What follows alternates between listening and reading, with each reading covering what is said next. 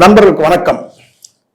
நம்ம இன்னைக்கு என்ன பேச போறோம்னா, ஒரு அதிர்ச்சியான ஒரு சம்பவத்தை பத்தி பேச போறோம். Good bad ugly. Good bad அக்லின்னு சொன்ன உடனே, சம்பவம்னு சொன்ன உடனே நீங்க எப்படி நினைப்பீங்க? ஏற்கனவே படம் ஃபுல்லா சம்பவமா தானே இருக்கு அப்படின்னு சொல்லிட்டு, அந்த சம்பவங்கள்லாம் கலந்து இப்போ இளையராஜா ஒரு சம்பவம் பண்ணியிருக்கிறாரு. இப்போ அதை பத்தி தான் நம்ம பேச போறோம். 5 கோடி ரூபாய் எனக்கு நஷ்டமாயிடுச்சு, 5 கோடி ரூபாய் வேணும்னு சொல்லி ஒரு நோட்டீஸை குட் பேட் அக்லியோட தயாரிப்பு நிறுவனம் மைத்ரி மூவி மேக்கர்ஸுக்கு அனுப்பியிருக்கிற தகவல் கிட்டத்தட்ட காட்டுத்தீயா பரவிட்டு வருது. சினிமா வட்டாரங்கள் மட்டுமே இல்லை, அதை கடந்து அஜித்தோட ரசிகர்கள் வட்டாரத்திலையும் மிகப்பெரிய அளவுல ஒரு பற்றி எரியும் செய்தியா வெளியாயிட்டு இருக்கு. இது கடுமையான சில விமர்சனங்களை கூட இளையராஜா அவர்கள் மீது வைக்கிறாங்க. இது எந்த பக்கம் நியாயம் இருக்கு? இளையராஜா அவர்கள் என்ன கேட்டிருக்கிறாருன்றத முதல்ல பார்ப்போம். இளையராஜா அவர்கள் சொல்றது என்னன்னு கேட்டீங்கன்னா, 3 பட பாடல்கள். ஒண்ணு சகலகலா வல்லவன் படத்துல வரக்கூடிய இனிமை இதோ இதோன்னு, இளமை இதோ இதோன்னு ஒரு பாடல். அதுக்கு அடுத்ததா கேட்டீங்கன்னா ஏன் ஜோடி மஞ்சக்குருவி, ஒத்த ரூபா தாரன்ற ஒரு பாடல். இது 3மே கேட்டா அவர் கிளைம் பண்ணியிருக்கிறாரு. 3மே என்னுடைய இசையமைப்புல வந்த பாடல்கள். இதுக்கு என்னுடைய அனுமதி இல்லாம நீங்க இதை பயன்படுத்துறதுனால எனக்கு 5 கோடி ரூபாய் நீங்க நஷ்டஈடு வழங்கணும்னு சொல்லிட்டு மைத்ரி மூவி மேக்கர்ஸ்க்கு ஒரு நோட்டீஸை அனுப்பியிருக்கிறார். இப்ப எல்லாரும் கேட்கக்கூடியது கேட்டீங்கன்னா, வழக்கம் போல இளையராஜா அவர்கள் மீது இளையராஜா தான் ஏற்கனவே இசையமைச்சிட்டாரு, இப்ப எதுக்கு இசையமைச்சிட்டாரு, அதுக்கான சம்பளத்தையும் வாங்கிட்டாரு, இப்ப எதுக்கு திரும்பவும் இப்படி ஒரு கிளைம் பண்றாரு, யார் வேணாலும் அந்த பாட்டை பயன்படுத்திக்கலாம் தானே அப்படின்னு சொல்லி சில பேர் கேட்கிறாங்க. ஏற்கனவே எல்லாருக்குமே தெரியும், இளையராஜா அவர்கள் ராயல்டி விஷயமா வழக்கு தொடுத்திருக்கிறாரு. அந்த வழக்கு கூட நிலுவையில இருக்கு.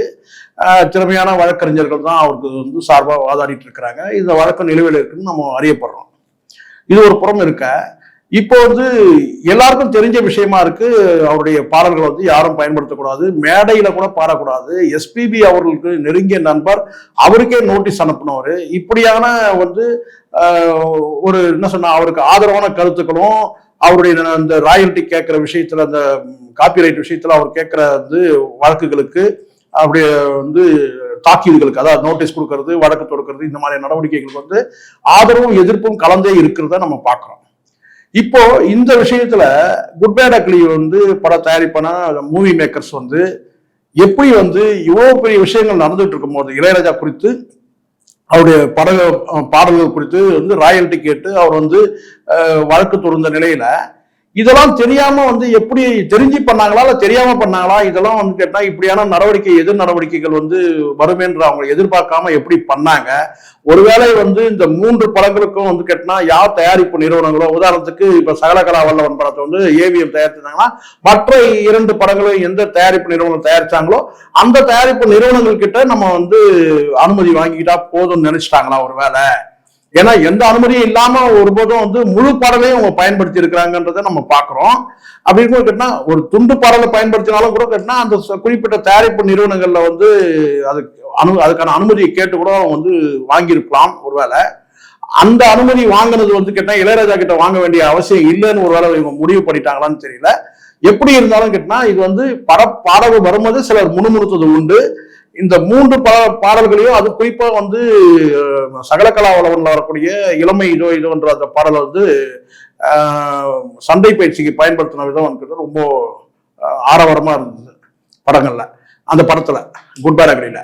சோ இதெல்லாம் பார்க்கும்போது கேட்டா, இது இளையராஜாவே ஒருவேளை அனுமதி கொடுத்திருப்பார் போல இருக்குன்னு கூட நம்ம நினைச்சிட்டோம். ஆனா அது தவறுன்றது எல்லாருக்குமே இப்ப தெரிய வந்திருக்கு. கேட்டா இளையராஜா அவர்கள் இந்த வழக்கு தொடுத்தது மூலம், நோட்டீஸ் அனுப்புறது மூலமா நமக்கு தெரிய வருது கேட்டா, இவங்க அனுமதி வாங்கவே இல்லை அப்படின்னு சொல்லிட்டு ஒரு படம். இப்ப நம்ம என்ன பாக்குறோம்னா, ஒரு நியாயமான பார்வையில நம்ம பாக்குறோம்.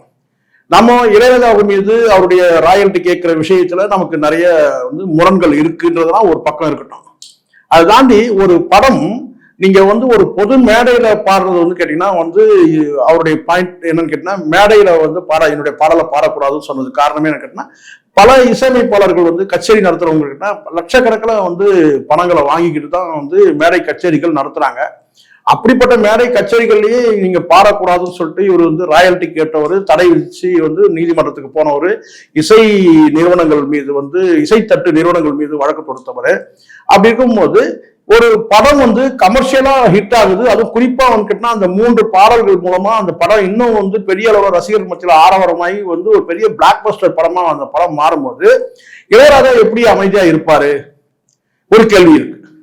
ஏற்கனவே மேடை கச்சேரிகளிலே பாடக்கூடாதுன்னு சொன்ன இளையராஜா அவர்கள், அது குறிப்பா தன்னுடைய நெருங்கிய நண்பரான எஸ்பிபி அவர்களையே பாடக்கூடாதுன்னு சொல்லி ஒரு நோட்டீஸ் அனுப்பினவர் வந்து இளையராஜா அவர்கள் ஒரு படத்துல வந்து அவருடைய பாடல்களை பயன்படுத்துவது மூலம், அதுவும் 1க்கு 3 பாடல்களை வந்து பயன்படுத்தும் போது அதுக்கான எந்த ஒரு அனுமதியுமே அவர்கிட்ட வாங்கல, சம்பந்தமா பேசவே இல்லை அப்படின்னும் போது, அதுவும் குறிப்பா அவருடைய இசையமைப்பு வந்து அந்த படம் இருந்தாலும் பரவாயில்ல, ஜிவி பிரகாஷ் தான் இசையமைச்சிருக்கிறாரு. அப்படி இருக்கும்போது அந்த படத்துல அந்த பாடலை பயன்படுத்தும் போது கண்டிப்பா இதை வந்து ஒரு ஒரு குறைஞ்சபட்சம் வந்து ஒரு கிளைம் பண்றதுக்கான வாய்ப்பு இருக்கு. அது சட்டபூர்வமா சரி தவறுன்றதை நம்ம பேச முடியாது. ஆனால் இந்த படத்துல வந்து ஒரு கமர்ஷியலா வந்து ஒரு தன்னுடைய படப்பாடல்களுக்கு வந்து பயன்படுத்துறான்னு கேட்டா, இளையராஜா ஏற்கனவே ராயல்டி எல்லாம் கேட்டு வந்து ஒரு வழக்கு தொடுத்திருந்த நிலையில ஏன் இந்த படம் நிறுவனம், அது மைத்ரி மூவி மேக்கர்ஸோட தயாரிப்பு நிறுவனங்களா இருக்கட்டும், அல்லது வந்து இயக்குனர் ஆதிக் ரவிச்சந்திரனா இருக்கட்டும், மற்ற படக்குழுவினர், இதுல வந்து தலா அஜித் வந்து பாத்தீங்கன்னா பொதுவாகவே வந்து கேட்டீங்கன்னா வந்து பில்லா படத்திலேயே உங்களுக்கு தெரியும் கேட்டீங்கன்னா மை நேம் இஸ் பில்லான்ற அந்த பாட்டை வந்து பாத்தீங்கன்னா அதுவும் கூட வந்து அவர் பாடினது தான். எப்பவுமே இன்னொரு படத்துல இருக்க பாடல் வந்து தலா அஜித் பாடினார் தான் இன்னும் ரொம்ப நல்லா இருக்கும். ரஜினி பாடல் தான் அது இருந்தாலும் கூட அதே மை நேம் இஸ் பில்லான்ற பாட்டை வந்து பாத்தீங்கன்னா அஜித் பாடும்போது ரொம்ப சூப்பரா இருக்கும். ஸோ அந்த மாதிரி பார்த்தீங்கன்னா இதுல வந்து கேட்டா அந்த இளமை இதுன்ற பாட்டுக்கு வந்து நல்லா பெர்ஃபார்மன்ஸ் பண்ணியிருப்பாரு அந்த சண்டை பயிற்சி மூலம். ஸோ இப்போ நான் என்ன சொல்ல வரேன்னா, எதையுமே வந்து ஒரு முறையா செஞ்சுட்டா பிரச்சனையே கிடையாது. இப்போ இளையராஜா அவர்கிட்ட கூட இதான் ஒரு அனுமதி வாங்கியிருந்தாங்கன்னு வச்சுக்கோங்களேன், அவரும் கூட வந்து ஒரு அனுமதி கடிதம் ஏதாவது ஒரு தொகையை கொடுத்து ஒரு அனுமதி வாங்கியிருந்தாங்கன்னா இது சர்ச்சையாகிறதுக்கான வாய்ப்பு இல்லை. ஆனால் ஒரு குறிப்பிட்ட ஒருத்தருடைய உழைப்பு, அந்த உழைப்பு வந்து கேட்டீங்கன்னா நீங்க கமர்ஷியலா பயன்படுத்தணும் தான் சிக்கல். இப்போ உதாரணத்துக்கு ஒன்று எக்ஸாம்பிள் சொல்றேன் பாருங்க. இப்போ பாரதியார் விழா நடக்குது வச்சுக்கோ ஒரு பள்ளியில, அதுல வந்து பாத்தீங்கன்னா பாரதி படத்துல வந்து இளையராஜா அவர்கள் வந்து ஒரு பாடலை வந்து மியூசிக் போட்ட ஒரு பாட்டை வந்து ஒளிபரப்பு செய்யறாங்கன்னு வச்சுக்கோங்க. சாய் ஷிண்டே தான் அதை நடிப்பாரு, பாரதியார் நடிப்பாரு. அந்த பாட்டை போடுறாங்கன்னு வச்சுக்கோங்க, நிற்பதுமே நடப்பதுமே அப்படின்னு ஒரு பாட்டு இருக்கு. அந்த பாட்டை வந்து பாத்தீங்கன்னா வந்து பாடினா கூட ஒரு பொது நிகழ்ச்சியில வந்து கமர்ஷியல் கிடையாது. அங்க ஒரு பள்ளி ஒரு நிர்வாகமோ அல்லது காலேஜ் நிர்வாகமோ உள்ள ஒரு பொது நிகழ்ச்சியில வந்து அந்த பாடலை போட்டாங்கன்னா கூட அது கமர்ஷியல் ஆகிறதுக்கு வாய்ப்பு இல்லை. பட் ஒரு சினிமான்றது வந்து கேட்டா இங்க வந்து கோடிக்கணக்கான ஒரு வியாபாரம் நடக்கக்கூடிய ஒரு சினிமாவில் வந்து இன்னொருத்தருடைய உழைப்பை கொண்டு வந்து போடும்போது குறைஞ்சபட்சம் அந்த உழைப்புக்கு தொடர்பான நபர்கள், அது தயாரிப்பு நிறுவனமா இருக்கட்டும், இயக்குனராக இருக்கட்டும், அந்த மியூசிக் இசையமைச்சரா இருக்கட்டும், அந்த பாடலை எழுதினவர்களுக்கு கூட வந்து பாத்தீங்கன்னா ஒரு குறைஞ்சபட்சம் அந்த ஒரு அனுமதி கேட்கணும். அது வந்து முதல்ல வந்து இது வந்து சட்டப்பூர்வ நடவடிக்கை, ஒரு நாகரிகமான நடவடிக்கை, இதை செஞ்சு இருக்கணும் அவங்க. ஆனா செய்யாம விட்டுட்டாங்கன்றதுதான் இங்க எனக்கு ரொம்ப ஆச்சரியமாவும் இருக்கு. இப்போ வந்து இளையராஜா அவர்கள் வந்து வழக்கு தொடுத்து இருக்கிறாரு, வழக்கு தொடுத்து நோட்டீஸ் அனுப்பி இருக்கிறாரு இனிஷியலா. இதை வந்து ஒரு சுமூகமா முடிச்சுக்கணும்ன்றதுதான். 5 கோடி ரூபாய் கேட்டிருக்கிறாருன்னா அவர்கிட்ட கேட்டா ஒரு வருத்தம் தெரிவிச்சுட்டு நேரடியா போயிட்டு கூட அவர்கிட்ட வந்து பேசி எப்படி இருந்தாலும் வந்து அந்த 3 பாடல்லையும் இளையராஜா அவருடைய உழைப்பு இருக்கு. சட்ட ரீதியா இதை நான் வந்து எந்த கருத்தையும் நான் சொல்ல விரும்பல. இந்த நீதிமன்றத்தில் அவர் நோட்டீஸ் அனுப்பி இருக்கிறாரு. ஆனால் ஒரு என்ன சொன்ன ஒரு தொழில் நேர்மை அப்படின்னு பார்க்கும்போது, இல்ல தொழில் நெறி அப்படின்னு பார்க்கும்போது அவருடைய உழைப்பை வந்து 3 பாடல்களை நீங்க பயன்படுத்தி இருக்கும் போது அந்த தயாரிப்பு மைத்ரி மூவி மேக்கர்ஸ் அது வந்து கேட்டீங்கன்னா வந்து இதை சட்டப்பூர்வமா இதை அணுகாம நேரடியாவே அவர்கிட்ட வந்து பேசி அதுக்கான வந்து ஒரு சொல்யூஷன் எட்டணும். ஏற்கனவே இங்க தமிழ் சினிமா ஏகப்பட்ட பிரச்சனைகள் இருக்கு. இதுல இது ஒரு பிரச்சனை மாதிரி ஆயிடுது. ஏற்கனவே உங்களுக்கு தெரியும் தனுஷ் விவகாரத்திலேயே வந்து கேட்டா அவருடைய அனுமதி இல்லாம ஒரு குறிப்பிட்ட காட்சியை வந்து இவங்க எடுத்துட்டாங்க வந்து நயன்தாரோட பயோகிராபிகளை எடுத்துட்டாங்கன்னு சொல்லி கொண்டு சேர்த்துட்டாங்கன்னு சொல்லிட்டு அது வந்து நோட்டீஸ் அனுப்பி அது வழக்கு கூட நிலுவையில் இருக்கு, எல்லாருக்கும் தெரியும். ஸோ இது வந்து பாத்தீங்கன்னா வந்து இளையராஜா சைட்ல இப்படி ஒரு நோட்டீஸ் அனுப்பும்போது கேட்டினா ஒரு வெற்றியை கொண்டாடக்கூடிய சூழல்ல அந்த படத்துக்கு வந்து கேட்டினா நீக்கணும்னு சொல்லி நோட்டீஸ் அனுப்பி இருக்கிறது என்னை கேட்டால் இளையராஜா அவருக்கு கொஞ்சம் நிதானமா செயல்பட்டு இருக்கிறதா தான் நான் பாக்குறேன். ஏன்னா இதை வந்து அவருக்கு கண்டிப்பா வந்து இந்த படம் வந்து வெளியான முன்னால் தெரிஞ்சிருக்கலாம், அல்லது வெளியாகிறதுக்கு முன்னாடியே கூட இந்த மாதிரி பயன்படுத்தப்பட இன்னொரு ஊர்ஜிதப்படுத்தும் போது கேட்டீங்கன்னா அடுத்த நாள் 2வது நாள் கூட அவர் தெரிஞ்சிருக்கலாம். கிட்டத்தட்ட ஒரு 4-5 நாட்களுக்கு பிறகு அவர் நடவடிக்கை எடுக்கிறாருன்னா அதுக்கு சட்டப்பூர்வமா ஆலோசனைகள் நடத்தி இருப்பாருன்னு தான் நான் நினைக்கிறேன். 2-3 நாட்கள் இருந்தாலும் வெற்றியை கொண்டாடி இருக்கிற இந்த நேரத்துல வந்து அஜித் ரசிகர்களுக்கு வந்து இது வந்து ஒரு சோர்வை தர்ற மாதிரியான ஒரு நடவடிக்கை தான் இது. இதுல வந்து யார் மீதும் நம்ம கோவப்பட முடியாது. ஆனால் பட நிறுவனம் வந்து மைத்ரி மூவி மேக்கர்ஸ் இன்னும் கொஞ்சம் வந்து ஒரு கவனமா செயல்பட்டிருக்கலாம். இயக்குனர் கூட பாத்தீங்கன்னா ஒரு குறிப்பிட்ட ஒரு பாடலை பயன்படுத்தும் போது அதுக்கான முன் அனுமதி பெறுறதுன்ற இந்த நடவடிக்கைகள்லாம் கொஞ்சம் ஈடுபட்டு இருக்கணும். அதுலயும் குறிப்பா வந்து கேட்டீங்கன்னா முழு பாடலையும் பயன்படுத்தும் போது எப்படி இருந்தாலும் எல்லாருக்கும் ஒரு கோபம் வரதான் சார் செய்யும். என்னதான் இருந்தாலும் இவங்க 3 படத்துல வந்து 3 பாடலை வந்து முழுமையா பயன்படுத்துறது கொஞ்சம் எக்ஸஸா தான் இருக்கு. இந்த இடத்துல ப்ளூ சட்டை மாறனுடைய ஒரு கருத்தை நான் சொல்றேன். அவரு பல விமர்சனங்கள் பண்ணியிருக்காரு. நான் அந்த விமர்சனத்தை உடன்படுறேன். ஏன்னா அவர் சொல்லக்கூடியது ஒண்ணுதான் கேட்டேன், போட்டு முழு பாட்டையுமே இவங்க போட்டிருக்கிறாங்க. 3 படத்துல வந்து 3 படம் நிறைய பாடல்கள் போட்டு பழைய பாடல்கள் போட்டு இது என்ன இது இந்த மாதிரி எல்லாம் பண்ணாங்க ரொம்ப ஒரு விமர்சனம் பண்ணிருக்காரு. அந்த விமர்சனம் நியாயமானதான் இருக்கு. ஏன்னா ஒரு திகற்ற அளவுக்கு வந்து நீங்க வந்து இதை செஞ்சிருக்க கூடாதுன்னு தான் நினைக்கிறேன். அது கெமிஸ்ட்ரி கரெக்டா ஒர்க் அவுட் ஆயிடுச்சு. வந்து அஜித் அவர்கள் வந்து அந்த பாடல் வந்து அவர் வந்து அந்த சண்டை காட்சியோட இளமை அந்த பாடலுக்கு வந்து சண்டை காட்சி ரொம்ப நல்லா இருந்துச்சு. நான் இல்லைன்னு சொல்ல. ஆனால் ஒரு படத்தோட முடிச்சிருக்கலாம், அல்லது 2 படத்தோட 3 பாட்டை போட்டு அதுக்கு பிறகு வந்து கேட்டா முழுமையா அந்த வந்து பாட்டை பயன்படுத்துறதெல்லாம் கொஞ்சம் ஓவரா தெரியுது.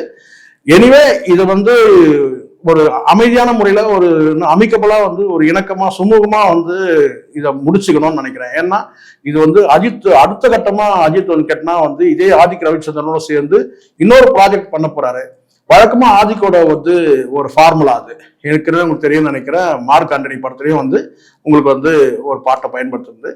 ஸோ இது வந்து கொஞ்சம் கூடுதலாகவே கொஞ்சம் வந்து 3 பாடலை பயன்படுத்திருக்காரு. இன்னும் அடுத்த பார்ட் 2 கூட சொல்றாங்க, இல்ல அடுத்த படம்னு சொல்றாங்க, அல்லது வந்து குட் பேட் அக்லி பார்ட் 2ன்னு சொல்றாங்க. அது வந்து ஆதிக்கும் வந்து அஜித்தும் வந்து கை கோர்க்கிறது ரொம்ப சந்தோஷமா இருக்கு. பட் இந்த மாதிரி ஒரு சூழ்நிலையில வந்து ஒரு பாசிட்டிவான ஒரு செய்தி வந்துட்டு இருக்கும் போது வழக்கு நோட்டீஸ்ன்னு சொல்லிட்டு இப்படி வந்து நடக்கிறதுன்னு கேட்டா அஜித் ரசிகர்களுக்கு வந்து ஒரு சோர்வா இருக்கு. இது அஜித் ரசிகர்கள் சார்பாகவே நான் சொல்றேன், ஒரு இணக்கமா ஒரு சுமூகமான ஒரு சூழல்ல இதை வந்து முடிச்சுக்கணும் அப்படின்னு தான் நினைக்கிறேன். இது சம்பந்தமான விமர்சனங்கள் வந்து பாத்தீங்கன்னா இளையராஜா மீது அவர்கள் வந்து அஜித் ரசிகர்கள் வைக்கிறது, அல்லது விஜய் அஜித் இளையராஜா வந்து ஆர்வலர்கள் அவருடைய ரசிகர்கள் வந்து இந்த பக்கம் வந்து சாடுறது, இதெல்லாம் வந்து சமூக வலைதளத்தை பண்ணாம ஒரு சுமூகமான வந்து இணக்கமான முறையில இந்த பிரச்சனையை முடிச்சுக்கணும்னு நான் கேட்டுக்கிறேன். நன்றிங்க.